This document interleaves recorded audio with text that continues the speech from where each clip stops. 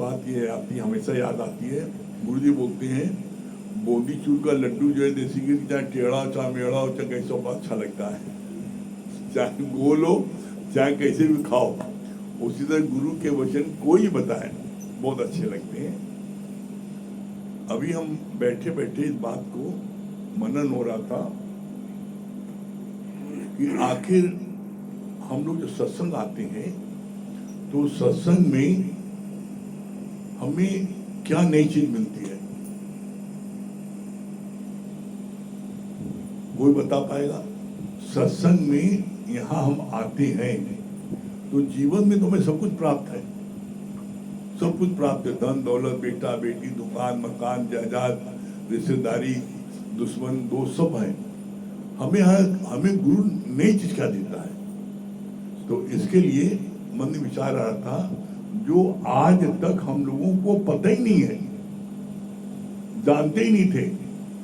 हमें दो चीज की गुरु यहाँ पहचान देता है, दो चीज की पहचान देता है जिसको हम लोग जानते ही नहीं थे, नाम नहीं सुने थे। दो चीज क्या है?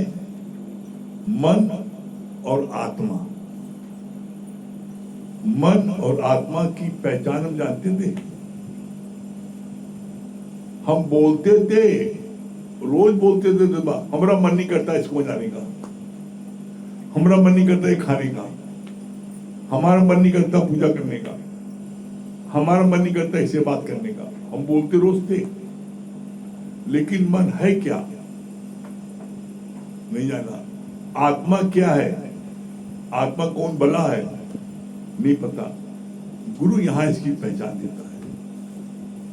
इसीलिए बोला जब आप समुद्र की गहराई में जाओगे तो हीरे मोती मिलेंगे, ऊपर खोखे मिलेंगे। इसी तरीके से ज्ञान की गहराई में जाओगे तो जो आप कहते हो ना कि हमें ध्यान करना है, कौन चीज ध्यान करना है? किसी का ध्यान करोगे आप? आंखें बंद करके यहाँ सफेद आता है, यहाँ लाल आता है, कैबिनेट आंखें बंद करोगे, काम धंधा नहीं करोगे। कैबिनेट आप ध्यान रखोगे 2 मिनट 4 मिनट 10 मिनट। अरे अपना खाना पीना, दुकान जाना, ऑफिस जाना, अपने कार्य बंद कर दोगे, आंख जब खोलोगे सब कुछ दिखाई पड़ेंगे। तो ध्यान किस चीज का? यहाँ पर हमें ध्यान रखना है गुरु के वचन का।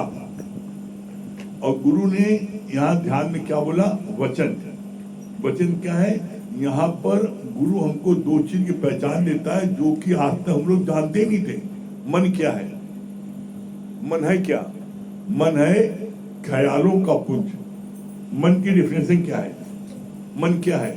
हम कहते लाओ मन दिखाओ, हमें मन दिखाओ ना, तो मन कोई दिखाई नहीं देता।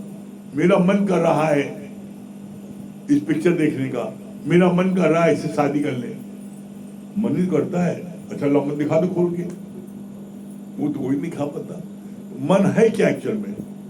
मन एक्चुअल में क्या है? मन है ख्यालों का पुंज। आप जिस चीज के बारे में दिन भर सोचते हो वही मन है। अब मन एक है, चाहे उसको विषय भोग में लगाओ और चाहे उसको गुरु के भजन में लगाओ, तुम्हारा मन तुम्हारा। तो इसका मन किधर कहाँ मुड़ेगा? मन कहाँ मुड़ता है? As the company so the colour. आप संग किसका करते हो? संग कर रहे हो शराबी कबाबी का, जुआड़ी का, संग कर रहे हो राजनी का, संग कर रहे हो जो दंबर अराजक तत्व उनका, तो आपका मन हरि भजन करेगा? आप संग किसका कर रहे हो? इसलिए मुझे बोला as the company so the colour. Actual में आपका मन क्या है? आपका मन एकदम बिल्कुल समझ लो जैसे पानी, कोरा पानी, सफेद कागज। आपका मन सफेद कागज है, कोरा पानी है। अब उस पानी में जो रंग डाल दो उस रंग का पानी हो जाएगा। आप उसमें लाल डाल दो लाल हो जाएगा, काला डाल दो काला हो जाएगा। आप जो जापाड़े को संग करोगे, शराबी का संग करोगे, वो काला हो जाएगा, हमेशा तुलसित बात सोचेगा। और आप गुरु के संग करोगे, सत्संग संग करोगे, इस लक्ष्मण रेखा के अंदर रहोगे, आप लालू लाल जाओगे। आप संग किसका करते हो? और इसके लिए बोला चाह भी उपजे साधु के संग। आपको भगवान की चाहना कब उपज होती है? आप देखो, आप जब किसी भी रिश्तेदार से, किसी दोस्त से, किसी परिचित से, किसी दुखी व्यक्ति से जो अपने दुख का वर्णन करता है, और आप जब अपनी गुरु की प्रशंसा करते हो, भैया मैं तो जिस समय से गुरु की शरण में आया हूँ, मेरे जीवन में ये परिवर्तन आ गया, मुझको ये चीज प्राप्त हुई, मेरा जीवन पहले कैसे था, आज गुरु की शरण आने में मेरा जीवन कैसा हो गया है, अब जीने का मजा आ गया है, आप बोलते हो। तो जिसको आप बताते हो तो कहता है हमको भी ले चलो भाई, बहुत बढ़िया जगह है। ललायत होता है ना। तो कब ललायत होता है? जब आप उससे प्रशंसा के पुल बांध देते हो, आप जब उससे अपने जीवन में परिवर्तन के पुल बांध देते हो। मुझको ये फायदा हुआ, पहले मैं शराब पीता, जुआ खेलता था, सब कर्म करता था, अब मेरा अंदर से मन ही नहीं करता, और ये सत्य है। तो जो चीज आपको गुरु से मिली है उसको आप जो है खूब अच्छे से, खूब प्रशंसा करके किसी को बताते हो, तो अगला व्यक्ति ललायत होता है, इसलिए हम भी चले, मेरी नहीं चेंज आए।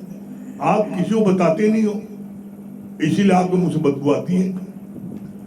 मछली के मुंह से बदबू क्यों आती है पता है? इसीलिए कि उसने जो है, उसने भगवान के गुरु की प्रशंसा नहीं की, तो उसके मुंह से बदबू आने लगी। इसलिए मछली जो खाता है बदबू करता है। तो बोला जो गुरु की, परमात्मा की प्रशंसा नहीं करता, उसके मुंह से बदबू आने लगती है। तो जिस गुरु से हमें आज इतना सब कुछ मिला और उसके बाद हम उसकी प्रशंसा न करें। हम जब आप किसी को प्रशंसा करते हो तभी तो आपके प्रति आकर्षित होता है। आपको जब चाहे लड़का कितना नालायक हो और चाहे उसकी तनख्वाह 10,000 हो, लेकिन बाप बताता 25,000, मेरे लड़के को तनख्वाह मिलती है 25,000, वो अफसर है। लड़की जब शादी वाले आते हैं, लड़की वाले, तो दुगनी दुगनी डिंग मारता है, जितना है मेरे उससे ना, अरे बड़ा एकदम गौ छाप है बिल्कुल। अरे शराब का, अरे भैया वो चाय तक नहीं पीता, इतना शाकाहारी है। सब चीज कितनी तारीफ करते हो, तब जाके लड़की आकर्षित होती है, बड़ा अच्छा वर है। जो कि दुनिया के सब कर्म करता है उसको तुम छुपाते हो, और यहाँ पर जो चीज तुमको प्राप्त हुई है, जो चीज जीवन तुम्हारे चेंज हुआ है, तुम्हारा जीवन पहले कैसा नरकी जीवन था, कैसा नरकी जीवन था, आज गुरु ने कितना बढ़िया जीवन कर दिया। तो क्या तुमने 10-20 लोगों को इस चीज के लिए बताया? मुझको आज इस सत्संग में गुरु से ये प्राप्त हुआ। मेरे जीवन में पहले क्या था, रात में नींद नहीं आती थी, सो नहीं पाते थे, डिप्रेशन में थे, दिन भर निगेटिव थिंकिंग आती थी, जीने की हमने चाह छोड़ दी थी, मरने जा रहे थे, लेकिन आज जो है जीने का मजा आ गया। कभी कहा तुमने किसी ने? नहीं। तो बब्बू कहा नहीं आएगी।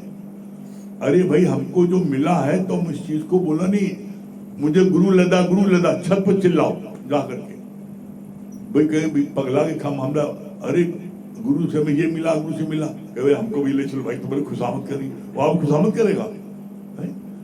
आज तक इतने समय से आप लोग सत्संग आ रहे हो, कितने को आपने जोड़ा? और आप जब सत्संग में आते हो गुरु आपको कितनी बार पूछता है, अपने सिपाहियों को भेजता है, जाओ देख क्या बात है, कहे नहीं आ रहा है, देख के आओ भाई, पूछ के आओ। कोई भी है भैया बाबू मुन्ना पुचकारता भी है कितनी बार। तो तुमने किसी को पुचकारा? हमारा काम है, हमसे सब नहीं होगा, तुमसे नहीं होगा। कोई कस्टमर जब सामान लेने आता है उसके पास तो 50 बार चिरौरी करते हो, बहुत अच्छा है, बहुत बढ़िया, बड़ा बढ़िया, ले लो ले लो ले लो कर। गुरु ज्ञान के लिए बोला ले लो ले ले लो, बोला अपने से झांक के देखो। और एक बात आप समझ लेना, हम ये बात अपने जीवन के अनुभव से कह रहे हैं। आप कितना भी सुन लो, 20 साल सुन लो, लेकिन अगर आप इस ज्ञान को बांटोगे नहीं किसी को जा करके इसके लिए प्रेरणा नहीं दोगे, तारीफ नहीं करोगे मेरे जीवन में ये चेंज आया है, आपको वो आनंद नहीं मिलेगा। आपको जो प्रफुल्लता है हर समय, आप जैसे गुलाब हर समय झूमता रहता है, आप झूम नहीं पाओगे। क्यों? क्योंकि जब आपने किसी को सुनाए नहीं, किसी को जोड़ा नहीं सत्संग में, किसी को गुरु पास लाए नहीं, तो ऐसे में आपको ये कभी नहीं पता लगेगा कि ये सत्संग कितना प्रभावशाली है। जब आप किसी को जाके बताते हो, किसी को बताते हो और वो सुसाइड करने जा रहा है, गुरु के 2 वचन सुनता है और सुसाइड करना कैंसिल कर देता है। डिप्रेशन में है, डिप्रेशन ऊपर आ जाता है, सोया नहीं 6 महीने से, खर्राटा भर के सोने लगता है। तो जब आप देखो अरे मेरे गुरु का ज्ञान इतना प्रभावशाली है, और जब वो रोते हुए को आप हंसा दोगे तो आपको फिर सच्चा आनंद आएगा, और तब आपको आनंद की अनुभूत होगी, और तब कहोगे, आप कहोगे कि जो है आज जीने का मजा आ गया। ब्रह्मज्ञानी भगवान कृष्ण हर समय प्रसन्नचित्त क्यों रहते थे? आप देख लो, ब्रह्मज्ञानी हर समय मुस्कुराता क्यों रहता है? क्यों? क्योंकि वो हर एक को जो मिलता है, हर एक को बोलता है आप सत्संग आ जाओ। जो आता है सत्संग आ जाओ, जो आता है उसको बोलता है सत्संग आ जाओ। तो ऐसे में आप देखो, आप किसी को बोलते हो सत्संग आ जाओ, नहीं बोलते। अरे हमें क्या करना, ही सब काम गुरु का बड़ा काम किया, पल्ला झाड़ लिया, तो आनंद कहां से मिलेगा? आनंद कहां से मिलेगा भाई? आनंद तब मिलेगा, बोला जो बाटन वाले को लगे मेहंदी का रंग, जो मेहंदी उसको रच जाती ऑटोमेटिक, जो मेहंदी लगाता है। आपने किसी को मेहंदी लगाई, किसी को गुरु के 2 वचन बताए, किसी को रोते को आपने हंसाया नहीं। तो बोला जब तक आप इस कार्य को नहीं करोगे, गुरु से जोड़ो नहीं, सत्संग की खूब लोगों को बोला अच्छे सेल्समैन बनो, अच्छे सेल्समैन बनो, और हर कोई अपने जैसा कम से कम 3 तो बनाए अपने जैसा। आप सत्संग आने लगे तो आप ये देखो, आपके साथ में गुरु ने कितनी मेहनत की है, कितनी बार आप घर बैठे हो, हैं 300 बार बैठे हो घर अपने, और 300 बार गुरु ने भेजा है अपने सिपाहियों, जाओ पकड़ के लाओ, जाओ पूछ के आओ क्या बात है। नहीं आए तो गुरु खुद गया, भाई क्या बात है, भाई बताओ क्या बात है, कौन सी बात है, नहीं आ रहे हो, क्या कारण है। गुरु अंत तक को उसका पीछा करता, छोड़ता नहीं, हारता नहीं। तो तुमने कितनी बार किसी को कहानी की? यहां तो कोई मिले, जब मिले, सुबह दोपहर साहब रात, जब मिले सत्संग आ जाओ, बड़ा आनंद है। आपको किसी कहने में शर्म आती है तो कैसे आपको आनंद मिलेगा? जब तक आप इस ज्ञान को नहीं बांटोगे, जाके सुनाओगे नहीं, और किसी रोते हो हंसाओगे नहीं, आपके मन में सच्ची खुशी, जिसको बोलते हैं एवरलास्टिंग हैप्पीनेस, एवरलास्टिंग हैप्पीनेस, कभी खुशी न जाए आपके चेहरे से, कभी वो प्रसन्नता हटे नहीं। क्यों? क्योंकि आप जब लोगों को ज्ञान बात के आते हो तो आपके अंदर बड़ी प्रसन्नता आ जाता है, अरे वाह आज आनंद आ गया बड़ा। तो ऐसे में वो चीज आप क्यों नहीं करते? आप करोगे, निश्चित आप देख लेंगे, निश्चित आपके मन में वो उमंग, वो प्रफुल्लता आपके अंदर आएगी। तो बोला मन क्या है? मन है विचारों का पुंज। आप विचार कौन से करते हो दिन भर? एक एक पॉइंट पर कौन से विचार करते हो? दिन भर पुंगड़ा पुंगड़ी, हाय मेरा बेटुआ खाना नहीं खाता, हाय मेरा बेटा जो है देर से आता है, हाय मेरे बेटे को नौकरी मिली, हाय मेरी बिटिया की शादी नहीं। दिन भर रोते, सारी जिंदगी रोते रहोगे। आज तक दुनिया में कोई एक व्यक्ति ऐसा है जिसको कोई ना कोई सूजा न चुभा हो? अरे सूजा ने चुभा तो यहां कोई ना आता। दुखों से चोट खाई न होती तो प्रभु तेरी याद आई न होती। हर एक कोई ना कोई, और भगवान ने इसलिए सूजा चुभाया है कि तुम उस चूहे के कारण भगवान की शक्ति को मानते हो। नहीं तुमको मैं खुद ही हूं, भगवान में कोई नहीं नाम, मैं खुद ही भगवान हूं अपने को। ये तो भगवान ने एक सूजा चुभो दिया है, किसी को बेटा नहीं ना, किसी को बेटा है तो आवारा है, किसी को बेटी नहीं ना तो बेटी है तो वो जो है पता लगा जो अपने मस्त है घूम फिर में। तो आदमी किसी न किसी बात से वो दुखी है। हर चीज उसके अनुकूल नहीं है, हर चीज आपके अनुकूल नहीं है। तो अनुकूल और प्रतिकूल कुछ नहीं होता, अनुकूल और प्रतिकूल कुछ नहीं होता। जो चीज आपको पसंद नहीं है वो आपके प्रतिकूल हो गई, और जो चीज पसंद है वो चीज आपके अनुकूल है। तो एक ही बात एक ही चीज आपके लिए अनुकूल है और बगल वाले के लिए प्रतिकूल है। कैसे? जैसे एज एग्जाम्पल आप ले लो, कोई चीज ले लो। अभी हम आपके आगे मिठाई रखें, अब आपको जो है मिठाई आप खा नहीं सकते, डायबिटीज है, बीमारी दस्त है, डॉक्टर ने मना किया कि जहर है मत खाना। अब भैया मिठाई नहीं खाते, और बगल वाला अल्लाह चाट खिलाओ, क्यों? वो मुझे उसको जो मीठा बड़ा पसंद है, और उसके जिसको मिठाई पसंद है उसका एक नमकीन लगो, अरे नमकीन में नहीं खाएंगे। और आप हाँ भैया बड़ी बढ़िया नमकीन है, नमकीन मिठाई दोनों को जो है, एक को मिठाई पसंद है और एक को मिठाई पसंद नहीं, अगल बगल बैठे हैं, तो जो बगल में तुमने खाओ अपने हिस्सा में दे दो। दावत उवत में जहाँ प्रसाद मिलता है तो जिसको हलवा लो मिलता है मिठाई में, तो वो कहता हमें नहीं चाहिए मिठाई, तो बगल ले लो हम ले ले। आप देख लो, तो प्रैक्टिकल है कि नहीं है? उसको मीठा वाला पसंद है तो वो कैसे गए, 2 बार नहीं मिलेगा, तुम अपना हिस्सा में दे, तुम मत कर हम ले लेंगे। तो यहाँ पर आपको मीठा आपके लिए प्रतिकूल है, आपको उससे चिड़ नहीं लेते, और वही अगला बगल बैठा उसको बड़ा पसंद है। आपको नमकीन पसंद, उसको नमकीन पसंद, वही नमकीन वो नहीं खाएंगे, हम तो मीठा खाएंगे। कहते मीठा खाओ मीठा बोलो, वो अपनी तरकीब लगाता है। कहते नमक मत, किसी नमक खा लो तो उसके लिए वफादार होना पड़ेगा, नमक ही नहीं खाएंगे जाओ। तो बोला मन क्या है? मन है विचारों का पुंज। तुम दिन रात किसकी लिए बात करते हो? वही बेटा बेटी है, पति पत्नी, हर समय वही टुकड़ा टुकड़ी बात करते हो। तुमने भगवान की चर्चा की? अपने मन विचार करो कि आज दिन तक इतनी उम्र हो गई, तुमने कभी तुमने ये चिंता की कि हमें आज गुरु के दर्शन नहीं हुए, 6 महीना हो गए। बिटवा के दर्शन अगर 6 घंटे न हो, हाय बाप रे कहा हुआ भक्कन होगा, कैसा व्याकुल होते हो।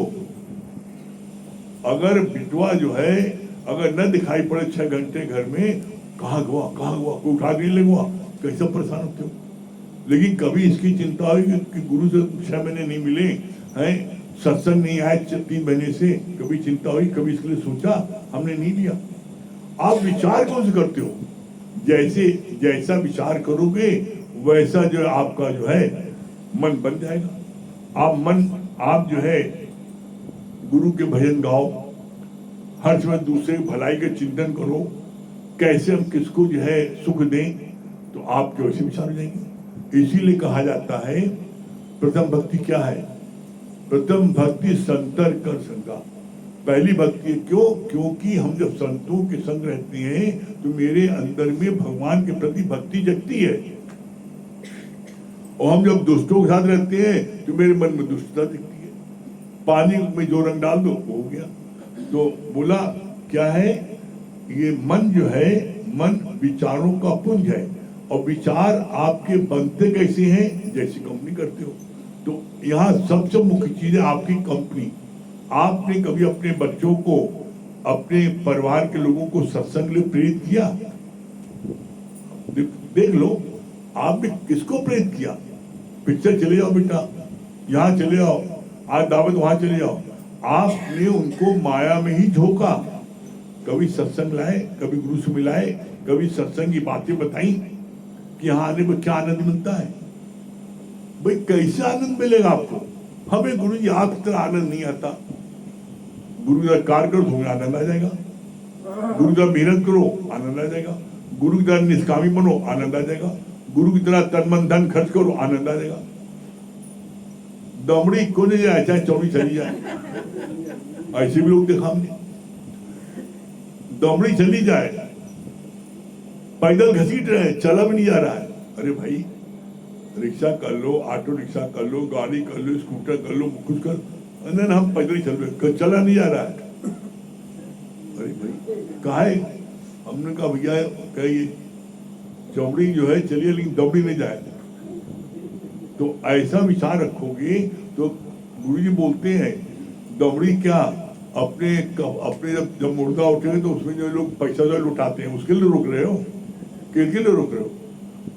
अरे बोला जिए तो राजाओं तरह जिए और मरे तो एकदम कंगाल करा कुछ नहीं। क्यों?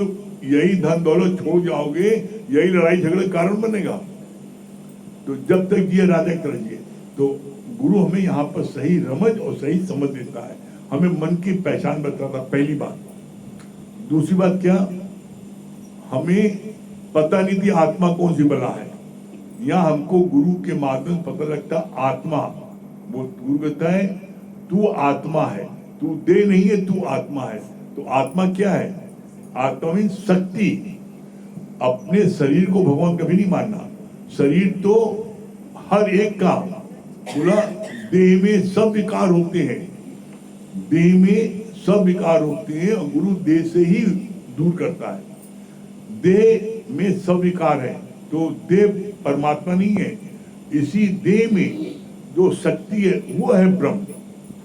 तो गुरु हमें इसकी पहचान बताता है कि तुम्हारे ही अंदर वो ब्रह्म है, तुम पूरे पूरे ब्रह्म हो। अपनी उस शक्ति को तुमको प्रकट करना है तुम्हारे अंदर। जैसे बोला कैसे?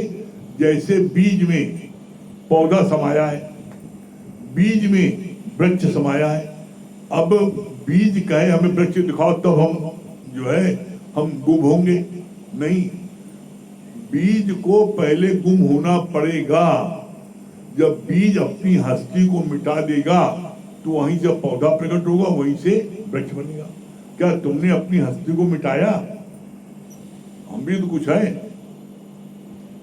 हमसे भी पूछा जाए, हमसे भी भजन गवाया जाए, हमको तो कोई चांस नहीं देते हैं। उन्हीं को देते हैं जो फलनुआ है, फलानी है, गुरु भी बोल देते हैं। तो कभी तुमने ये देखा कि जिसको भी कहा जाता है उसका डिवोशन कितना है, उससे संगत के लिए कितना कार्य किया है? तुमने एक पैसा कोई कार्य किया है? आदमी अगले की मेहनत नहीं देखता, डिवोशन नहीं देखता, कंट्रीब्यूशन नहीं देखता, बस अपने अधिकार को पहले चाहिए। हमें क्या करना कोई नहीं। तो यहाँ पर बोला भगवान ने जब तक तुम जो है अपने पहले कर्तव्य को नहीं जानोगे जब तक तुम्हें अधिकार नहीं मिलेगा। तो पहले देना सीखो तब ऑटोमेटिक मिलेगा। और तुम पहले नहीं, पहले मिले में तब समझे। अब बीज जो कहे मैं पहले जो है वृक्ष दिखा दो तो हम वृक्ष बनेंगे, तो क्या संभव है? बीज जब अपनी हस्ती को मिटा देता है तब वहीं से पौधा निकलता, वहीं से वृक्ष। और फिर जब वृक्ष निकलता है तो वही वृक्ष जो है फिर उसमें जो है क्या है, फल फूल निकलते हैं। वही वृक्ष लोगों को छाया देता है, वही वृक्ष लोगों को फल फूल देता है, सब देता है। लेकिन कब? जब उसने अपनी हस्ती को पहले मिटा दिया। बिना मिटाए कुछ नहीं प्राप्त होगा। गुरु जी बोलते हैं यहां बनने नहीं आना, यहां मिटने आना। बनना ही अज्ञान बड़ा। जिसने भी बनने की कोशिश की वो मिटा दिया गया। बनो नहीं। अरे भाई आप पहले से ही भगवान हो, यू आर ऑलरेडी गॉड। पहले से भगवान हो, अब क्या बनोगे भाई? अब जो बनोगे भगवान से कम बनोगे। तो यहाँ पर तुम्हारे को भगवान जो है, तुम भगवान से कम बनोगे ना जो बनोगे। तो ऐसे में आप क्या है, आप अब कुछ बनने की कोशिश नहीं करो, कुछ बनने की कोशिश नहीं करो, बल्कि क्या है अपने उस गॉडहुड को प्रकट करो। जो तुम्हारा जो तुम्हारे अंदर जो भगवान जो तुम्हारे अंदर में है उस भगवान को प्रकट करो। कैसे? इसका बड़ा सुंदर गुरु जी ने उदाहरण पेश किया। बोला जैसे दूध में मक्खन है। अब दूध में मक्खन जो है वो कब निकलेगा? जब आप दूध को पहले उबालोगे, उसमें जामन उबाल के ठंडा करोगे, जामन डालोगे, दही जमेगा, मथानी चलाओगे तब मक्खन निकलेगा। एक प्रोसेस है ना मक्खन निकलने का। उसी तरीके से भगवान बनने का भी एक प्रोसेस है भगवान तुम्हारे अंदर। कैसे? बोला सूना सकना कोई नहीं हर के अंदर लाल। सूना सकना कोई नहीं हर के अंदर लाल, और मूर्ख गण खोले नहीं कर्मी भय कंगाल। लाल मन होता है भगवान, शक्ति। हर एक के अंदर वो शक्ति है, लेकिन उस शक्ति को प्रकट करने के लिए एक प्रोसेस है। जैसे दूध में मक्खन प्रकट करने का प्रोसेस है। दूध को उबालते हो, ठंडा करते हो, जामुन डालते हो, दही जमता है, मथानी चलाते हो तो मक्खन निकलता है। उसी तरह यहाँ पर है। क्या प्रोसेस है?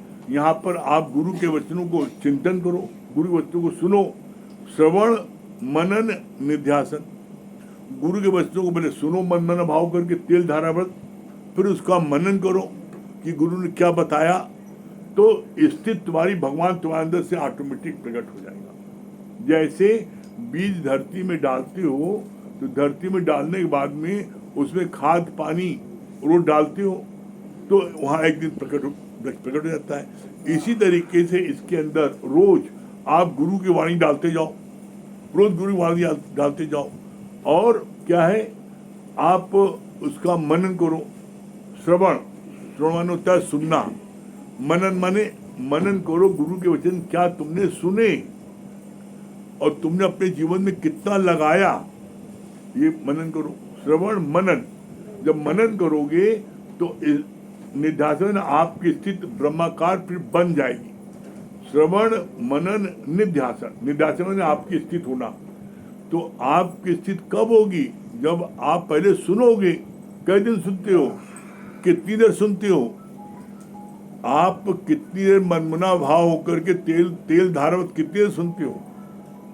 जब एक शीशी से दूसरी शीशी में तेल जाता है तो उसके लिए बड़ी एकाग्रता चाहिए। कितनी देर एकाग्रता रखते हो सत्संग में? जब आप तेल धारा व्रत गुरु के वचनों को सुनोगे तो गुरु के वचन आपके अंदर जाएंगे। और जब आप जाएंगे तब क्या होगा? तब आप जो है, जब आपके अंदर गुरु के वचन जाएंगे तब आपको क्या चीज मिलेगी?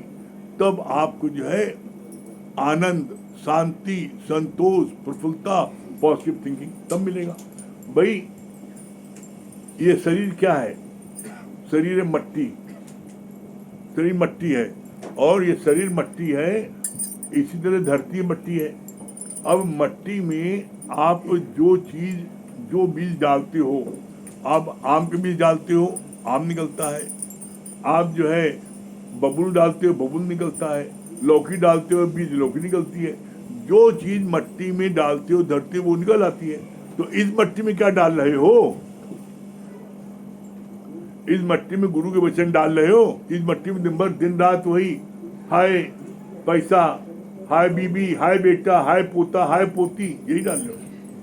तुम डाल क्या रहे हो अपने उसमें? देखो आपने गुरु के वचन अपने डाले कुछ नहीं, लेकिन हमें आनंद मिल जाए।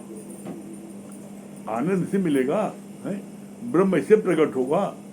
है?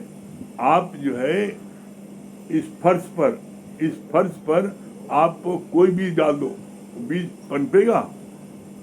नहीं। तो आपका तो ये जो हृदय जो फर्श बन गया ना, दिन भर माया का काम करते करते तो बीज कैसे बनेगा?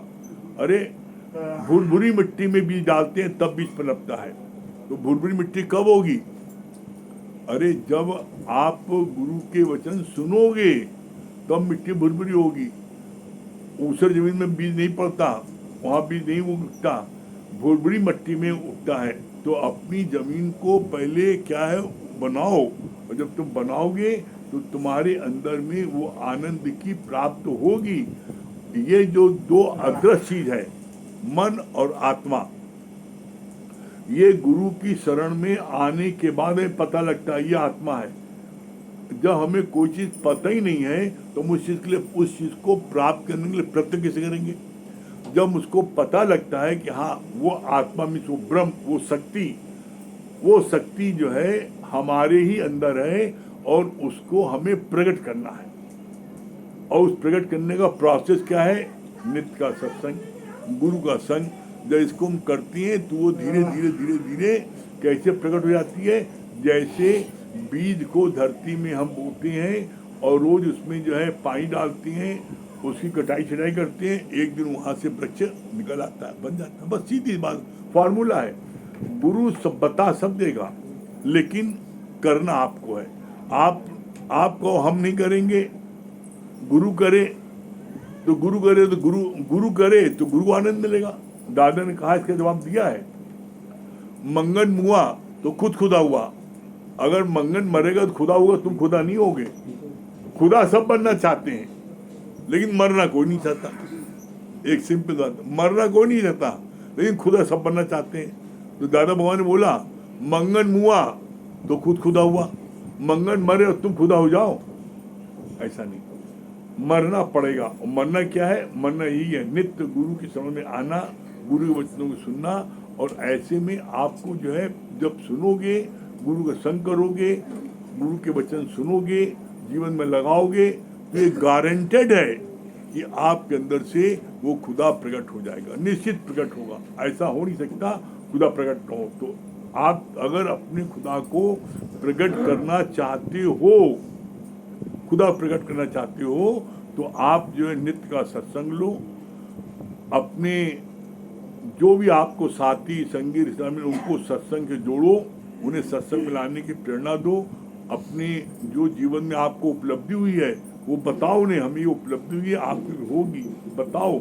निश्चित आप देख लेना, आपके अंदर में एवरलास्टिंग हैप्पीनेस आ जाएगी। वो प्रसन्नता आपके अंदर ऑटोमेटिक आ जाएगी। आप प्रसन्नता लाओगे नहीं, ऑटोमेटिक आपके अंदर में वो प्रफुल्लता आ जाएगी। आप करके देखो ना, ये सब चीजें, ये जो भी बातें आज चलती हैं, ये अपने अनुभव चलती हैं। ऐसा किया तब आनंद मिल रहा है, ऐसे नहीं।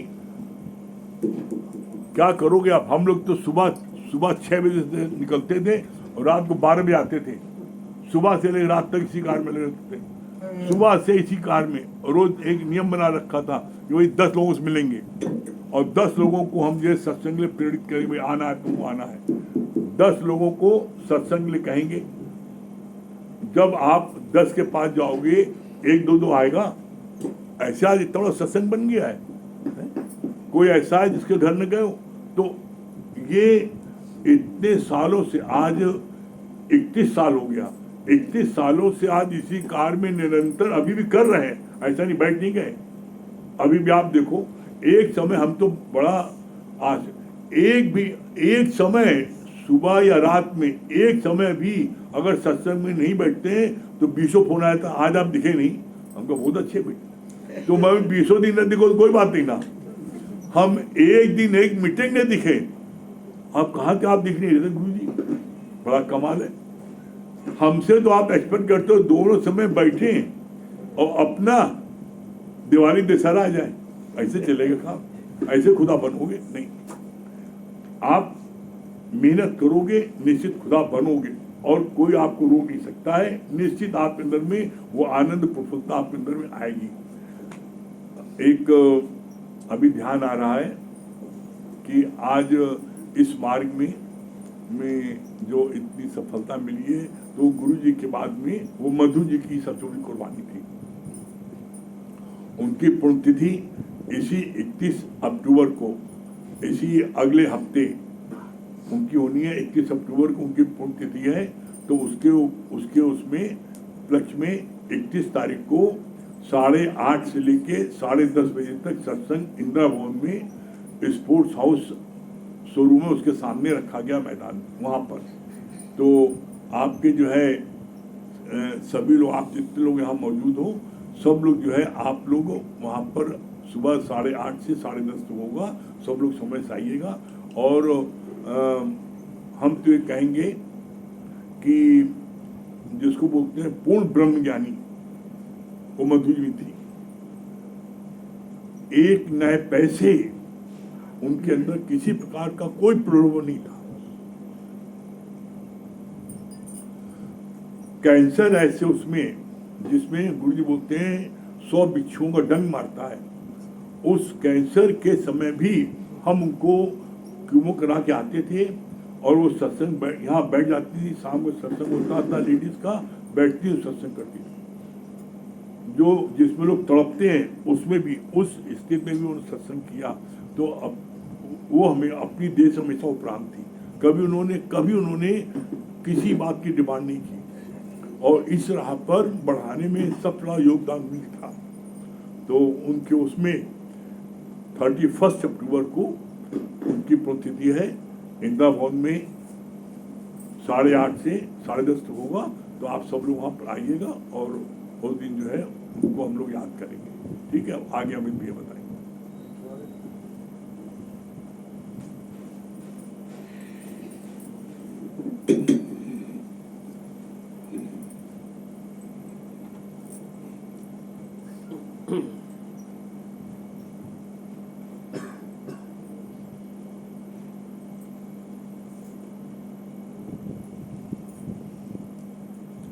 सभी गौरियों, देखिए जैसे भी बात चल रही थी कि दूध में जो है मक्खन छिपा है, तो कब प्रकट होता है? कब प्रकट होता है? जब हम मथानी चलाते हैं मक्खन प्रकट हो जाता है। तो उसके लिए पुरुषार्थ करते हैं ना भाई। दूध तो अपने फॉर्म में है, अगर पनीर बनाना है तो पनीर बनाने के लिए पुरुषार्थ करते हैं, मक्खन निकालना है तो मक्खन निकालने के लिए पुरुषार्थ करते हैं, मट्ठा बनाना है तो मट्ठा बनाने के लिए। तो कुछ भी करते हैं तो विश्वास रख कर उस पर पुरुषार्थ करते हैं, वो चीज़ प्रकट हो जाती है। तो इसी तरह गुरु ने भी, हम सब जितने भी यहाँ पर आए हैं, भगवान ने बोला है कि तुम सब यहाँ जितने आए हो तुम सब योगी हो, और पिछले जन्म में किसी कारणवश अंत वेले में तुम्हारी वृत्ति भंग हो गई थी, जिसकी वजह से तुमको परमात्मा ने फिर से जन्म दिया। और गुरु क्या बोलता है? गुरु कहता है मान न मान तू है भगवान। जैसे दूध वाला बोलता है मानो या ना मानो, इसमें मक्खन छुपा है, निकाल के देख लो समझ में आ जाएगा। तो इसी तरह गुरु भी कहता है तू मान या ना मान, पर तू है भगवान। क्यों? क्योंकि गुरु तो पारखी है ना, गुरु तो जान रहा है कि तुम्हारे अंदर वो परमात्मा है। क्यों? क्योंकि तुम तो व्यक्ति को देख रहे हो और गुरु शक्ति को देख रहा है। अब जब हम गुरु की उस बात को एज इट इज स्वीकार कर लेते हैं तो हमारे अंदर भी वो भगवान प्रकट हो जाता है। लेकिन हम सब अपने स्वभाव संस्कार के कारण गुरु की उस बात को स्वीकार नहीं करते। गुरु बार बार कहता है कि तुम भगवान हो, लेकिन हम फिर भी नहीं, हम तो इंसान है, ठीक, हम भगवान नहीं मानते अपने को। क्यों?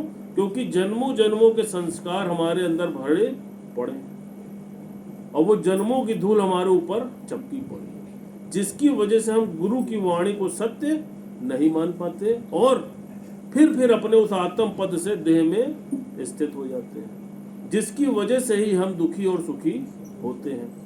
जैसा कि उस चुईया के साथ हुआ। भगवान एक चुईया का दृष्टांत बता रहे थे, बहुत अच्छा।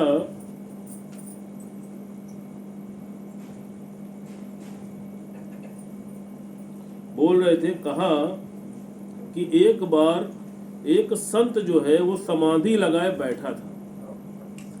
तो जब वो समाधि में बैठा था तो वहां पर एक चुहिया जो है बार बार उसकी समाधि में विघ्न डाल रही थी और वो बार बार डिस्टर्ब हो रहा था। तो संत ने उस चुहिया को देखा तो उसको उसके ऊपर करुणा आ गई और उसके मन में भाव आया कि क्यों ना इसका जीवन ऊंचा कर दूं। तो उस संत ने क्या किया? पहले के जमाने में देखिए संतों को बड़ी पावर हुआ करती थी, वो जो कह देते थे वो चीज पूरी हो जाती थी। तो उस संत ने क्या किया?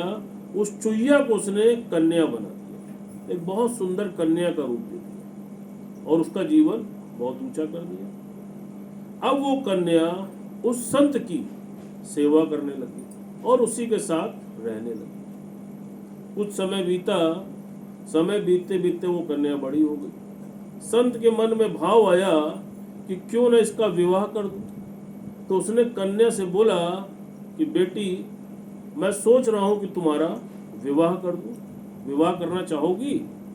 तो कहती है हाँ संत जी। तो कहा किससे करोगी? कहा जो सबसे शक्तिशाली हो उसी से मैं विवाह करना चाहूंगी। तो संत ने बोला कि जो सबसे शक्तिशाली है वो तो सूर्य है।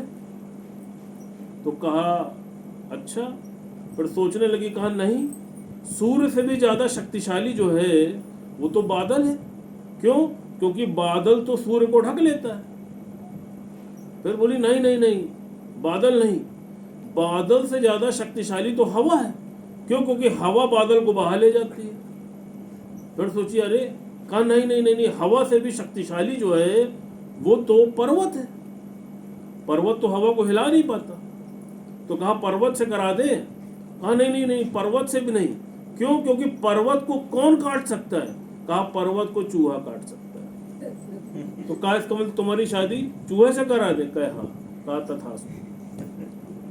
अब आप सोचो कि उस संत ने उसको चूहिया से कन्या बना दिया, कितना उच्च पद दे दिया, सोचो। और वो कन्या अपने स्वभाव संस्कार के कारण, क्योंकि उसके अंदर स्वभाव चंचल था ना, उसका चुईया का स्वभाव चंचल होता, देखिए वो एक जगह स्थिर नहीं होती, वो फुदकती रहती है कहीं ना कहीं। तो वो अपने स्वभाव संस्कार के कारण पुनः वो वापस चुईया के रूप में आ गई। इसी प्रकार गुरु भी हमको ये 1.25 अरब की आबादी में से ढूंढ के लाता है और बार बार कान में समझाता है कि मान ना मान, तू है भगवान। जब हम बैठते हैं तो वो ऊर्जा हमारे अंदर आती है, हाँ हाँ हम भगवान हैं। उस समय तो जितनी देर यहाँ सब बैठे हैं, हाँ हम भगवान हैं। सबकी मनोस्थिति बिल्कुल अपनी पावर कंट्रोल में है। और जहां बाहर निकले किसी ने गाड़ी में जरा तो खोचा मारा, तुरंत इंसान, अरे तुरंत देखिए झगड़ा चालू, सब भूल गए, सब हवा हो गया। भगवान ने बोला कि 2 कान इसलिए दिए हैं कि व्यर्थ की बातों को क्रॉस वेंटिलेट करो। लेकिन हम क्या करते हैं? हम सारी बातों को अंदर ले जाते हैं। अब देखिए ना, कंट्रोल रहता है क्या? यही है मनन। इसीलिए गुरुजी ने 3 अवस्थाएं बताई हैं, चिंतन, मनन और निध्यासन। हम सुनते तो हैं, हमको आनंद तो आता है, लेकिन उस आनंद को हम परमानेंट अपने पास नहीं रख पाते। क्यों? क्योंकि हमारा स्वभाव संस्कार ऐसा बना पड़ा है। हम बार बार अपने उस पद से नीचे आ जाते हैं और जिसकी वजह से हम बार बार ठोकरें खाते हैं। तो भगवान ने बोला, कहा क्यों आते हो भाई? आप सोचो।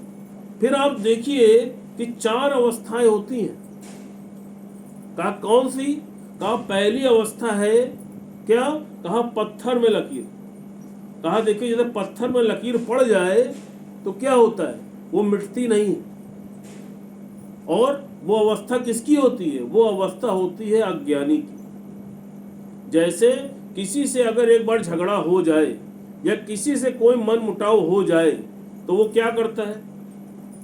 वो बार बार उसी का चिंतन करता है, इसने मेरे साथ गलत किया, इसको नहीं छोड़ो। और अपने मन में उसके प्रति रिवेंज की भावना रख के बैठा रहता है कि मौका मिल भर जाए। जैसे गुरुजी ने बोला कि कोई पत्थर पर एक सिंपल सी लकीर खींच दो और रोज उसको एक पत्थर से रगड़ो, क्या होगा? कुछ दिन के बाद वो नाली बन जाएगी। कहा ठीक इसी प्रकार तुम्हारे मन की लेयर पर कोई एक लकीर हल्की सी आ गई, किसी से भूलवश कोई कार्य हो गया, लेकिन अज्ञानता में उस लकीर को खींच खींच के हम उसको पक्का कर लेते हैं और पक्का करके रिवेंज की भावना लेके बैठे होते हैं कि कुछ हो जाए, अब तो मरते दम तक इससे संबंध नहीं रखना। आप सोचिए, कभी अनुभव कीजिए कि 50-50 साल पुराने संबंध पल में टूट जाते, एक पल में। कोई एक भूल हो गई, कोई ऐसी भूल हो गई या किसी ने अपमान कर दिया, आप देखिए पल में आदमी संबंध तोड़ देता है। भैया हमारा तुमसे अब कोई संबंध। क्यों? क्योंकि वो ज्ञानी की स्थिति में नहीं है, वो है स्थिति अज्ञानी की। फिर दूसरी क्या हुई? भगवान ने बोला दूसरी है बालू में लकीर। कहा जो बालू में लकीर होती है वो किसकी होती है? कहा वो जिज्ञासु की अवस्था है। कहा जैसे देखो बालू में तुम लकीर खींचो, तो बालू में जब लकीर खींचोगे तो क्या होगा? लहर आएगी और फिर वो लकीर को मिटा के चली जाएगी। जब तक लहर नहीं आ रही तब तक वो लकीर तुमको दिखाई पड़ रही है। तो कहा ये स्थिति किसकी है? कहा ये स्थिति है जिज्ञासु की। जिज्ञासु के साथ भी हालात आते हैं, परिस्थितियां आती हैं, लेकिन वो क्या करता है? वो किसी प्रेमी के पास जब जाता है और वो प्रेमी उसको गुरु का थॉट देता है तो वो ज्ञान से उस स्थिति को काट लेता है। जैसे लहर जो है वो बालू में लकीर को मिटा दे। तो वो स्थिति किसकी है? वो स्थिति है जिज्ञासु की। फिर तीसरा क्या बोला? तीसरा बोला पानी में लकीर। आप कभी भी जाइए जहां पर जल इकट्ठा है, आप उंगली से ऐसे खींचिए तो आपको लकीर दिखेगी, लेकिन दिखते ही वो लकीर मिट जाती है, ठहरती नहीं है। तो कहा वो स्थिति किसकी है? वो स्थिति है ज्ञानी की। कोई परिस्थिति जीवन में आ रही है लेकिन वो परिस्थिति उसको हिला नहीं पा रही, उसके पास तक आ रही है लेकिन उसका बाल भी बाका कर नहीं पा रही। क्यों? क्योंकि ज्ञान से उसने अपने आप को मजबूत बना रखा, उसकी जड़ें मजबूत है। मजबूत पेड़ को क्या तूफान हिला पाता है? क्या नहीं हिला पाता। तो इसी प्रकार उसने जिसने ज्ञान से अपने को पक्का कर लिया उसके पास भी परिस्थितियां आती हैं लेकिन उसका बाल भी बाका नहीं कर पाता। जैसे आपने देखिए, ध्यान दीजिए कि कभी रामायण में आप देखिए कि भगवान राम जब युद्ध किया करते थे राक्षसों के साथ, तो कुछ राक्षस जो बहुत मायावी होते थे तो उनके बाण उनके शरीर को टच करते थे जिससे वो घाव हो जाता था। तो देखिए एक चक्र सा बन के आ जाता था और जब भगवान उसके अंदर से बाण मारते थे तो कोई भी तीर उनको टच नहीं कर पाता। तो गुरु जी ने क्या बोला? कहा ये भी वही चक्र है, तुम अगर इस चक्र के अंदर हो तो कोई भी तीर तुमको टच नहीं कर सकता, ये तुम एडमिट कर लो। और ये हम सब का अनुभव है, तभी हम इस चक्र में बैठे हैं, नहीं तो उस चक्र में लगे रहते, उस चक्र में तो सभी लगे पड़े। तो देखिए बोला तीसरी स्थिति क्या है? पानी में। और कहा चौथी स्थिति क्या है? चौथी स्थिति है हवा में लकीर। आप हवा में चाहे जितना हाथ चलाइए कोई लकीर दिखाई पड़ रही है? आपको कोई लकीर दिखाई नहीं पड़ती। वो स्थिति है ब्रह्म ज्ञानी की। जो अपने ब्रह्म पद को जो पा लेता है उसको किसी चीज से कोई फर्क नहीं पड़ता। क्यों? क्योंकि वो मान के बैठा है कि मैं देह हूं ही नहीं। वो गुरु वाक्य सत्यम करके बैठा है। जैसे गुरु जी ने बोला ना कि मान न मान तू है भगवान, वो अपनी आत्म स्थिति में स्थित हो गया। लेकिन हमारी प्रॉब्लम क्या है? हम थोड़ी दूर तो गुरु की बात मान के चल जाते हैं, लेकिन थोड़ी दूर के बाद जो हमारा अहंकार है वो खड़ा हो जाता है और अहंकार के कारण हम झुक नहीं पाते।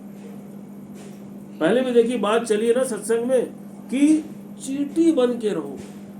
बड़ी अच्छी मुझे बात लगी कि देखिए चींटी जो है कालन में बैठ के भी अमेरिका तक टहल के चली जाती है, उसको कोई पासपोर्ट नहीं बनवाना पड़ता। लेकिन अगर हाथी को ले जाओ तो सोचो कितनी प्रॉब्लम है। तो जो तुम्हारा अहंकार है वो हाथी की तरह है और इसीलिए तुम हर जगह देखो, हर जगह तुम्हें मार पड़ती है, चोट तुम्हारे अहंकार को पड़ती है। और अहंकार क्यों होता है? अहंकार होता है अज्ञानता। आप देखिए जब अज्ञानता हावी होती है तभी तो आप अहंकार करते हो। भगवान ने क्या बोला? कहा करतूत पशु के मानस जात और लोग प्रचारा करे दिन रात। करतूत तुम्हारी पशु जैसी है और प्रचार तुम बोलते हो भगवान। कैसे हो भैया? आप देखो अपने अंदर झांक कर। इसीलिए कहना पड़ता है, मनुष्य को कहना पड़ता है कि चल तू मनुष्य बन जा। गधे को नहीं कहना पड़ता गधा बन जा, कुत्ते को नहीं कहना पड़ता कुत्ता बन जा। वो सब अपनी ड्यूटी बिल्कुल ईमानदारी से निभा रहे हैं। आप रात में आ जाइए देखिए कुत्ते खदेड़ लेंगे, आपको छोड़ेंगे नहीं, बहुत सिंसियर है। लेकिन हमें अपने अंदर झांक के देखें, कि हम क्या गुरु के कार्य में सिंसियर है। जैसे अभी बात चली ना कि ऐसे ही इतनी संगत नहीं आई, कितना एफर्ट किया, कितनी गुरु ने मेहनत की, कितनी कितनी बार ऐसा हुआ, ऐसा मैंने अपने जीवन में देखा है। कई कई बार ऐसा हुआ कि आ करके कपड़ा उतारा और सोचा अब आराम कर ले, और उसी समय किसी का कॉल आ गया कि गुरु जी बहुत क्रिटिकल सिचुएशन है, जल्दी चलिए, ऐसा ना हो कि शरीर शांत हो जाए। और उसका भी प्रमाण है। वैसी स्थिति में मन में आया कि छोड़ो नहीं जाते, फिर मन में आया कि नहीं, गुरु ने बोला था कि कुछ भी हो जाए ये गुरु का कर्ज तुम्हारे ऊपर है, तुम्हें जाके उस गुरु के ज्ञान को देना है। और अनुभव में बोला गुरु जी ने, कहा जिस समय मैंने कपड़ा उतारा, जाने की बिल्कुल इच्छा नहीं हुई, लेकिन गुरु का वाक्य ध्यान आया और उस समय मन में यह भाव आया कि अगर इसका शरीर छूट गया तो क्या अपने को माफ कर पाओगे? नहीं माफ कर पाओगे। और वही हुआ। जैसा ही कपड़ा पहन के उस व्यक्ति के पास गए हैं और उसको गुरु का भजन सुनाया है, मुश्किल से 5 मिनट, और उस 5 मिनट के अंदर उसका शरीर शांत हो गया। अब आप सोचो जरा, कल्पना करो कि अगर उस समय आलस कर गए होते और उस समय अपने सुख पर ध्यान दिए होते तो क्या वो व्यक्ति मुक्त हो पाता? और वो तो मुक्त ना हो पाता, लेकिन आप भी मुक्त ना हो पाते। क्यों? क्योंकि आपके मन में वो टीस जीवन पर्यंत लगी रहती कि तुम जा सकते थे, लेकिन तुमने अपने सुख को प्रायोरिटी दी, तुमने गुरु के ज्ञान को प्रायोरिटी नहीं दी। तो देखिए, इसलिए कई बार बात चलती है कि सच्चा साथी आपका कौन है? सच्चा साथी आपका अपना अनुभव है। इसलिए दादा भगवान कहते थे कि सबसे बुद्धिमान आदमी कौन है? सबसे बुद्धिमान व्यक्ति ही वो है कि जो जा करके दूसरे का अनुभव ले। कोई 40 साल का है, उससे एक लाइन में क्वेश्चन कर ले कि अंकल आपके जीवन का क्या अनुभव है? अगर आपने 10 आदमी से अनुभव ले लिया 40 साल की उम्र वालों से, तो आप 400 साल के अनुभव आपके पास आ गए। लेकिन आपका तो ये मैं नहीं करूँ, क्योंकि उसके लिए झुकना पड़ेगा ना, मुड़ना पड़ेगा ना, विनम्रता लानी पड़ेगी ना। मैं खुद मेहनत करके करूंगा। तो जब खुद मेहनत करोगे तो खुद थपेड़े खाओगे। और वही हम सबके साथ जीवन में हो रहा है। इसीलिए ज्ञान, देखिए ज्ञान क्या है?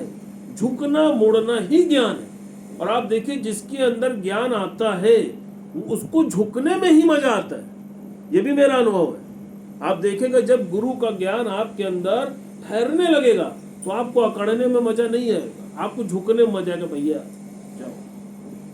आप देखिए, जो बहुत शक्तिशाली व्यक्ति है वो झुकना पसंद करता है, वो लड़ना नहीं पसंद करता। और अज्ञानता में इसका उल्टा होता है। अज्ञानता में हमको झुकाने में मजा आता है। कैसे नहीं झुकोगे? आप देखिए ना, पावर का इस्तेमाल हमेशा झुकाने में ही होता है। झुकने में पावर का क्या इस्तेमाल है बताइए? किसी के आगे आप झुक जाइए तो देखिए, भगवान ने बोला ना कि एक ने कही दूजे ने मानी, नानक कहे दोनों ज्ञानी। और झुकने में सिर्फ और सिर्फ गुरु के इस दर पे आकर ही आप झुक सकते हो। वरना हमारा अपना अनुभव है कि आप किसी दर पे जाके झुक नहीं सकते। ये मेरा अपना अनुभव। बिना ज्ञान के असंभव है। व्यक्ति टूट सकता है लेकिन झुक नहीं सकता। आप अनुभव कर लें। और जब ज्ञान आप सुनते रहते हो ना, तो आपका जो अंतःकरण है वो परमात्मा के शुक्रानों में डूबा रहता है। आपको लगता है गॉड ने क्या नहीं दिया मुझे। तो जब आप डूबे रहते हो तो देखो, शिकायत करने की इच्छा करती है क्या? अब दूसरा अनुभव, अपना ही अनुभव देख लो। आपने आज दिन तक जितनी शिकायतें की तो क्या उसकी पूर्ति हो गई क्या?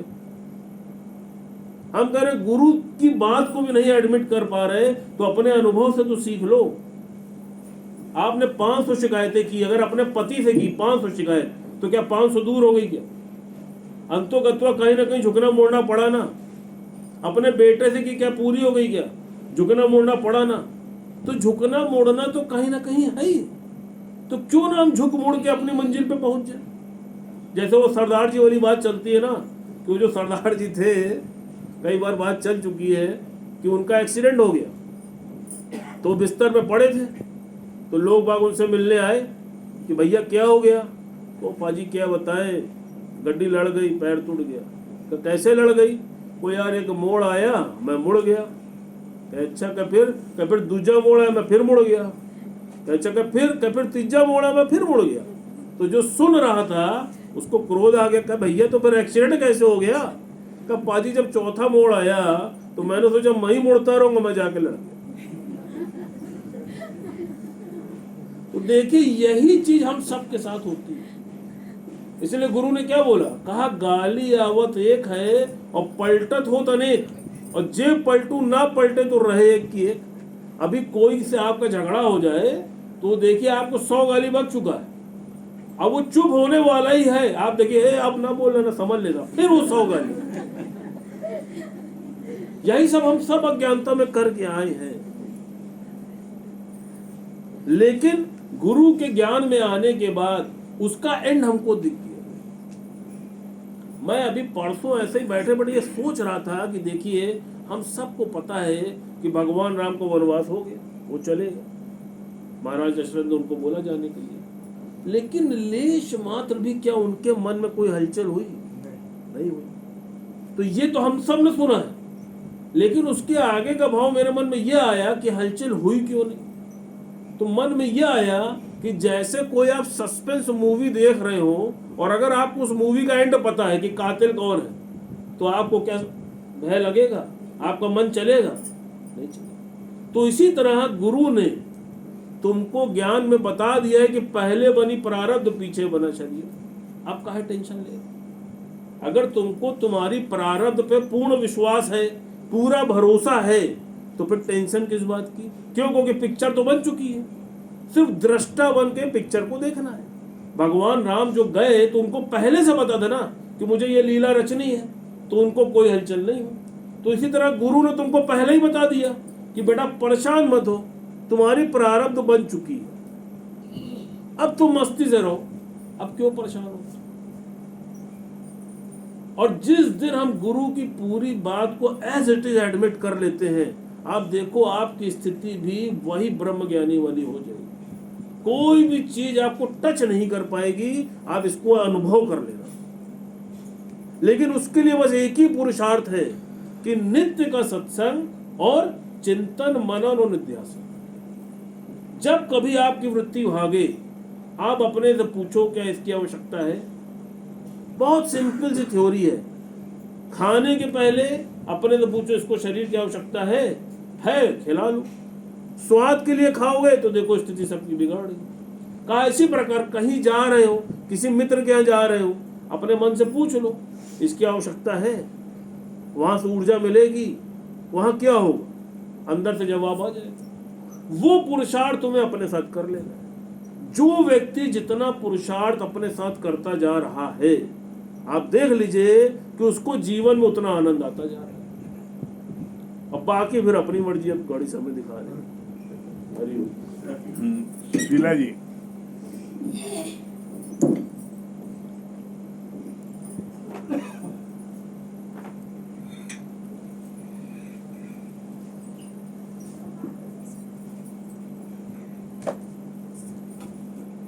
हाँ क्या बता रही रवि महीना, क्या बता रही है?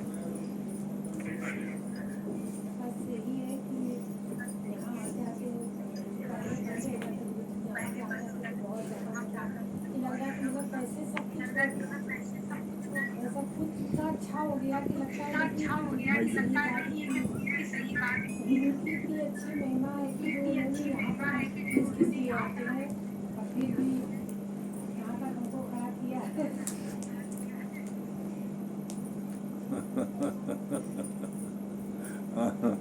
हाँ सुशीला जी, बहुत अच्छी बात मुझे लगी कि सब बात है। ज्ञान में ना पहले ना आए थे तो ये मतलब अकड़न कर्म जैसे लगता है, मैं अगला आदमी को झुका दो तो मजा आता था। लेकिन जब गुरु के शरण में आने के बाद ये होता है कि जब अपने से छूट जाए तब आनंद आता है, तब लगता है कि भजन सुनाइए। रहे तेरे चरणों में हरि श्वास उधरी जाए,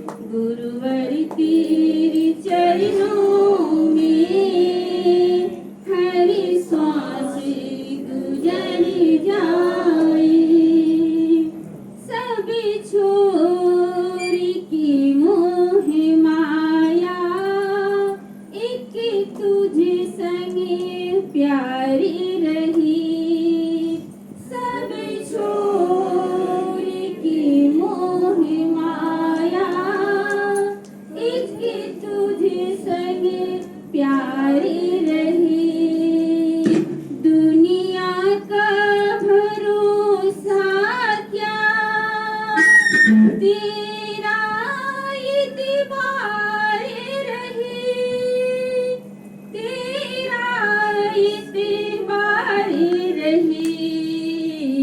तू ही तो है जो अपना बन के नाम कर जाए, तू ही तो है जो अपना बन के नाम कर जाए। जिस सांस तुझे भूलूं, वो सांस ठहर जाए। गुरुवर तेरे चरणों में हर सांस गुजर जाए। गुरुवर तेरे चरणों में हर सांस गुजर जाए। दुनिया में जिसे अपना समझाओ न बन पाए, दुनिया में जिसे अपना समझाओ न बन पाए। जब दिल ने तमन्ना की, मुर्शिद ने ये समझाया, मुर्शिद ने ये समझाया। दुनिया तो है एक सपना, दुनिया तो है एक सपना, सुबह में बिखर जाए। दुनिया तो है एक सपना, सुबह में बिखर जाए। जिस श्वास तुझे भूलूं, वो श्वास ठहर जाए। गुरुवर तेरे चरणों में हर श्वास गुजर जाए। गुरुवर तेरे चरणों में हर श्वास गुजर जाए। तुझे चाहने वाले को चाहत ना रही कोई, तुझे चाहने वाले को चाहत ना रही कोई, तुझे भूलने वाले को राहत ना रही कोई, राहत ना रही कोई। तुझे जाके भुला दे जो इंसानों की धर जाए, तुझे पाके भुला दे जो इंसानों की धर जाए। जिस श्वास तुझे भूलूं, वो श्वास ठहर जाए। गुरुवर तेरे चरणों में हर श्वास गुजर जाए। रहवर तेरे चरणों में हर श्वास जाए। मुझे तेरा सहारा है, मैं यार किधर जाऊं। मुझे तेरा सहारा है,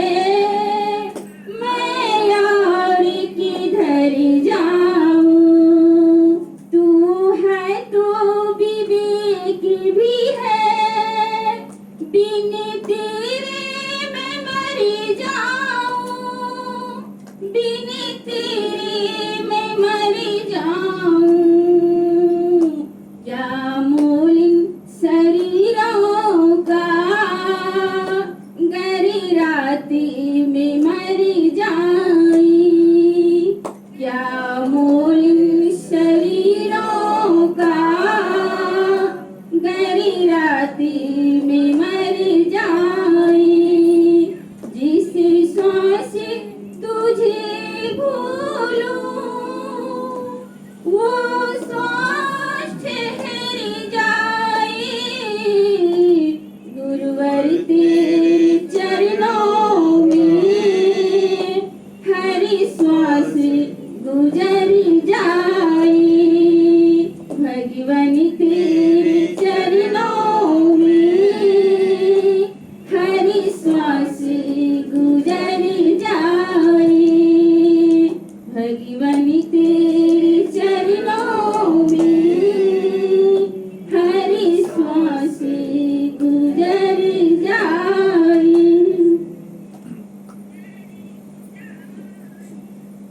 अब नरेंद्र भाई जो है सुनाएंगे। नरेंद्र भैया हमारे नरेंद्र भाई भजन सुनाएंगे। और एक जरूरी सूचना बता दें, इसी 31 अक्टूबर को अगले संडे को जो घर पर सत्संग होता है यहाँ नहीं होगा, अगले संडे को मध्य जी की पुण्यतिथि है और वो पुण्यतिथि 31 अक्टूबर को इंदिरा भवन में स्पोर्ट्स हाउस के सामने जो मैदान है वहाँ पर होगा 8:30 से 10:30। तो आप सभी लोगों से ये अपेक्षा है कि वहाँ पर 31 अक्टूबर को इंदिरा भवन में ग्राउंड फ्लोर पर स्पोर्ट्स हाउस के सामने जो प्रांगण है वहाँ पर आप सब लोग पहुँचिएगा। बिग बाजार का गेट है उसके सामने से इंदिरा भवन के गेट नजर आइएगा। सिविल लाइन में बिग बाजार है उसके सामने इंदिरा भवन का गेट है, उससे अंदर आप आइएगा तो सामने ही जो है स्पोर्ट्स हाउस के सामने प्रांगण वहाँ पर हो रहा है। वहाँ आप लोग 31 अक्टूबर को 8:30 बजे वहाँ आइएगा। यहाँ घर पर सत्संग नहीं होगा। हाँ, हमारे नरेंद्र भाई अब सुनाएंगे।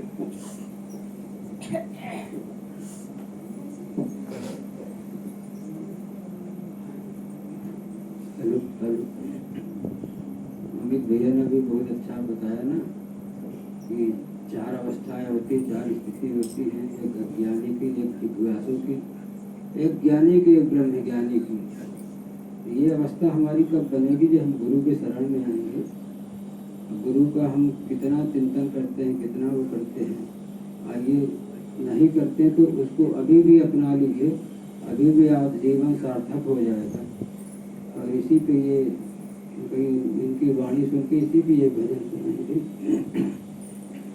कहते हैं कि वे तैरते तैरते डूब गए, वे तैरते तैरते डूब गए जिन्हें खुद पर गुमान था, वो डूबते डूबते तर गए जिन पे तू मेहरबान था, वो डूबते डूबते तर गए जिन पे तू मेहरबान था। खुदा ने हमसे कहा प्यार मत करना, दीवाना हो जाएगा। खुदा ने हमसे कहा प्यार मत कर, दीवाना हो जाएगा। मैंने खुदा से कहा ऐ खुदा तू एक बार मेरे गुरु से तो मिल, तू एक बार मेरे गुरु से तो मिल, तुझसे भी प्यार हो जाएगा। इसी के भजन है, गुरु को कैसे न भूले। नाम गुरु का हृदय से ना भूलो, नाम गुरु का हृदय से ना भूलो, ये भुलाने के काबिल नहीं है। नाम गुरु का हृदय से ना भूलो, ये भुलाने के काबिल नहीं है।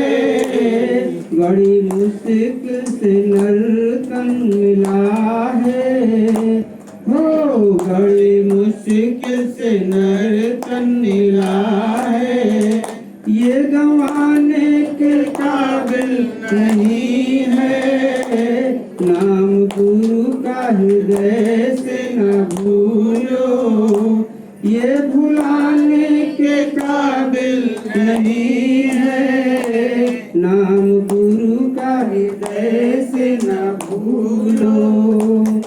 चोला अनमोल तेरा सिला है, जिसमें जीवन का फूल खिला है। चोला अनमोल तेरा सिला है, जिसमें जीवन का फूल खिला है। श्वास गिन गिन के तुझको मिली है, तो श्वास गिन गिन के तुझको मिली है। ये लुटाने के काबिल नहीं है, श्वास गिन गिन के तुझको मिली है। ये लुटाने के काबिल नहीं है, नाम गुरु का हृदय से न भूलो। ये गंवाने के काबिल नहीं है, नाम गुरु का हृदय से न भूलो। जिसने हीरा जन्म ऐसा पाकर, खोज अपनी नकीबन लगा कर। जिसने हीरा जन्म ऐसा पाकर, खोज अपनी नकीबन लगा कर। वो तो भगवान के पास जाकर, वो तो भगवान के पास जाकर मुँह दिखाने के काबिल नहीं है, नाम गुरु का हृदय से न भूलो। नाम गुरु का हृदय से न भूलो। ये भुलाने के काबिल नहीं है, बड़ी मुश्किल से नर तन मिला है। तो बड़ी मुश्किल से नर तन मिला है। ये गंवाने के काबिल नहीं है, नाम गुरु का हृदय से न भूलो। उसने नर्तन भी पाकर क्या पाया, जो गुरु की शरण में न आया। उसने नर्तन भी पाकर क्या पाया, जो गुरु की शरण में न आया। गुरु पर दुख समझ को न पाया, गुरु पर दुख समझ वो न पाया। वो संत कहानी के काबिल नहीं है, नाम गुरु का हृदय से न भूलो। नाम गुरु का हृदय से न भूलो। ये भुलाने के काबिल नहीं है, बड़ी मुश्किल से नर्तन मिला है। तो बड़ी मुश्किल से नर्तन मिला है। ये गंवाने के काबिल नहीं है, नाम गुरु का हृदय से न भूलो। ये भुलाने के काबिल नहीं है, नाम गुरु का हृदय से न भूलो। धन्यवाद। आप लोगों को जो है अंतिम भजन हमारे मुकेश भैया सुनाएंगे। जो लोग सत्संग में आएंगे उसको क्या मिलेगा, सत्संग में आओ क्या मिलेगा, और नहीं आओगे तो क्या नहीं मिलेगा। हाँ सुनाएंगे, सुनाओ। शांति मिले सत्संग से, मुक्ति मिले सत्संग से। शांति मिले सत्संग से, मुक्ति मिले सत्संग से। तू भी आके रंग जा रंग में, तू भी आके रंग जा रंग में। तू भी आके रंग जा रंग में, तू भी आके रंग जा रंग में। शांति मिले सत्संग से, मुक्ति मिले सत्संग से। तू भी आके रंग जा रंग में, तू भी आके रंग जा रंग में, तू भी आके रंग जा रंग में, तू भी आके रंग जा रंग में। दूध में माखन छिपा है जैसे, बनने में जैसे मिठाई, दूध में माखन छिपा है जैसे, बनने में जैसे मिठाई, फूलों में जैसे इत्र छिपा है, संग में राम सगाई, फूलों में जैसे इत्र छिपा है, संग में राम सगाई, हो जैसे ऐसा छिपा है रंग में, हो जैसे ऐसा छिपा है रंग में, तू भी आके रंग जा रंग में, तू भी आके रंग जा रंग में, तू भी आके रंग जा रंग में, तू भी आके रंग जा रंग में। शांति मिले सत्संग से, मुक्ति मिले सत्संग से, बचपन बीता आई जवानी, जोश ने होश को खोया, बचपन बीता आई जवानी, जोश ने होश को खोया, फिर आए जब तन पे बीमारी, देख बुढ़ापा रोया, फिर आए जब तन पे बीमारी, देख बुढ़ापा रोया, देवी रहे सदा ही उमंग में, हो देवी रहे सदा ही उमंग में, तू भी आके रंग जा रंग में, तू भी आके रंग जा रंग में, तू भी आके रंग जा रंग में, तू भी आके रंग जा रंग में।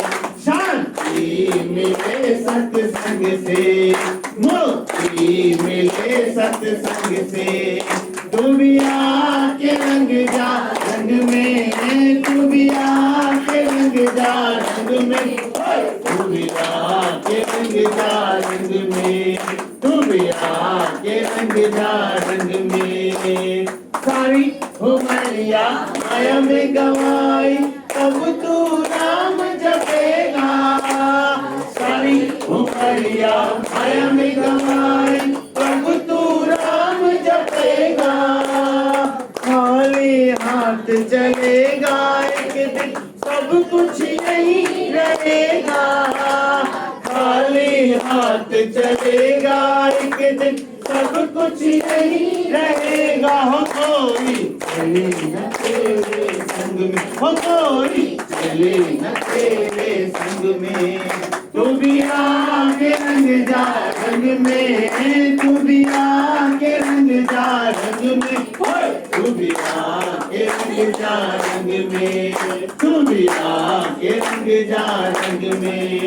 शांति मिले सत्संग से, मुक्ति मिले सत्संग से, तू भी आके रंग जा रंग में, तू भी आके रंग जा रंग में, तू भी आके रंग जा रंग में, तू भी आके रंग जा रंग में।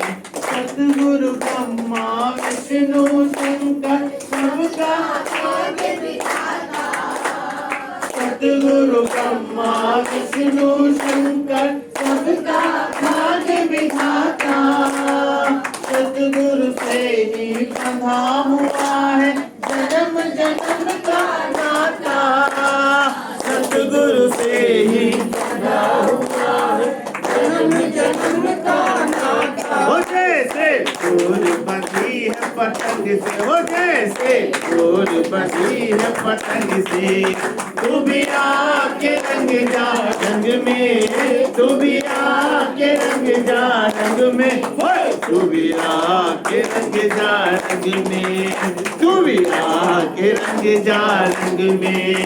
शांति मिले सत्संग से, मुक्ति मिले सत्संग रंग से हम सब आके रंग गए रंग में हम सब आके रंग गए रंग में होए हम सब आके रंग गए रंग में हम सब आके रंग गए रंग में हम सब आके रंग गए रंग में हम सब आके रंग गए रंग में होए हम सब आके रंग गए रंग में